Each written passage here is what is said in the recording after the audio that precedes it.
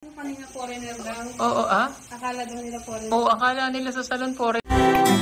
Wow, grabe lakas makayaman. Ikaw na talaga, Nanay Lorna.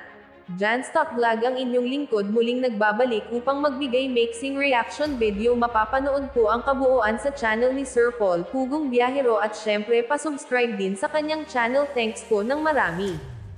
At ito na nga ang resulta ng makeover ni Nanay Lorna. Grabe ang ganda na niya at shock hindi nga siya makilala agad sa Davao pag-uwi.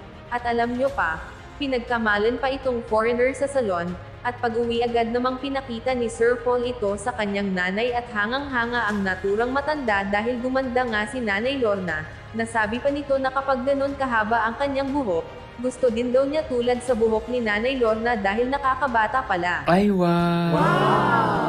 Sino ka dyan? Oh, heto na siya, ang pinakaantay nating lahat. The new look of Nanay Lorna. Wow, bibigyan ng salamin. Oh, patingin dahil, suot mo nga. Baliktad! Bigay mo yan dyan sa kanya, Nay? Oo, bibigay ko na yun sa Ay, wow.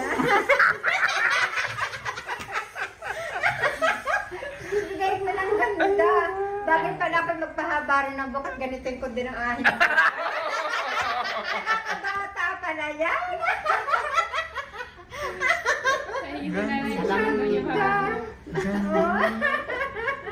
Hindi na ito makikilala pag-uwi sa Davao.